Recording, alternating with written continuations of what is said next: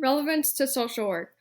CPS, or Child Protective Services, is one way social workers are involved in child abuse and neglect. They make sure children are safe in their home environments and take action if needed to prevent or stop abuse or neglect.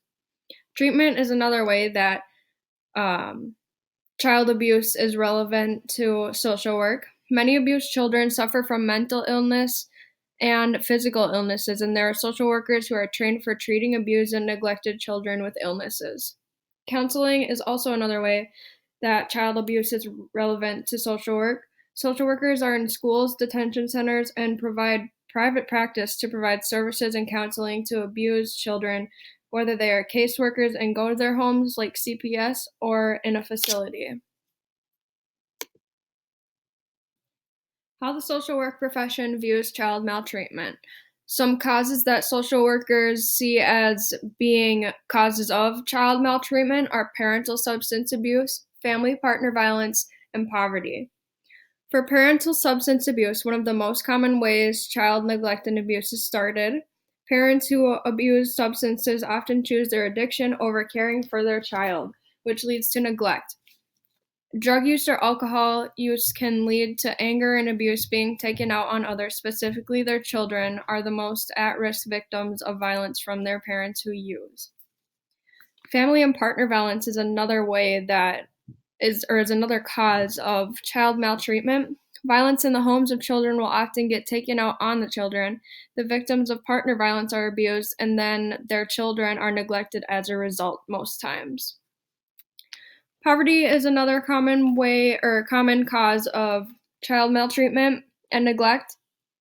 Not having a steady income in families' homes can really affect the well-being of the children. Not enough money can lead to many types of neglect for the children, such as food insecurities, no medical attention, and parents being away at work, leaving their children behind to fend for themselves, which can lead to neglect or is neglect. Impacts are how social workers see how child maltreatment impacts children are through mental and physical illness, trauma, and even death. For mental and physical illness, abused or neglected children often grow up with mental illnesses such as depression caused by being abused as a child. Abused children are also 4 times more likely to have a substance abuse problem when they get older, and they tend to get into more trouble with the law. Physical illness also can be caused in abused or neglected children by lack of food and care, causing them to be sick and suffering from broken bones or hurt body parts from being abused. Another statistic is 33% of abused children have brain damage. Another impact of child maltreatment that social workers view is trauma. Abuse and neglect children suffer from extreme trauma and fear of people and places where they feel unsafe. Death is another impact. It's more rare, but it happens. So more kids die every year from neglect than any other abuse. And I got these facts from Dr. Quinn Lee's PowerPoint, Chapter 10. How the National Association of Social Workers Code of Ethics relate to child maltreatment. The first code of ethic that I chose was dignity and worth of the individual. It relates to child maltreatment because I asked a question, what is the worth of a child's life? I don't think there is a way to calculate or describe the worth of a child's life. I can imagine that in a social worker's perspective that they would do anything to protect a child's life or protect them from abuse and neglect. A social worker's goal is to help anyone who is struggling to better themselves in their life.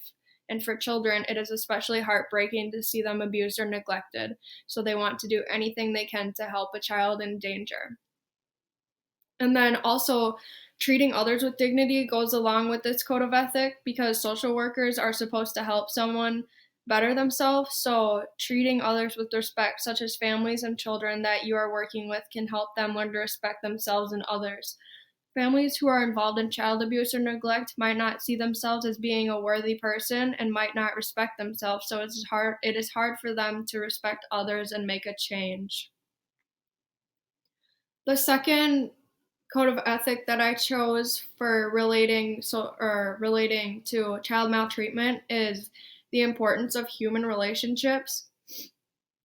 Relationship between social worker and child is super important. Having a strong relationship with the children you are working with as a social worker is extremely important because oftentimes children who are abused or neglected have trouble trusting people, especially strangers. So making a connection with them is very important in order to help the child. And then working with the relationship between child and the family is also extremely important. Abused and neglected children don't have good relationship with their caretaker, and they often don't know what a family is like without violence, and they don't know what being loved feels like. So working with the family and trying to improve their relationships between each other can really help the child's well-being and success in life. Every child needs to know what it's like to be loved, especially by their caretaker. But when they are being abused, that weakens their relationship and really affects the child's life negatively.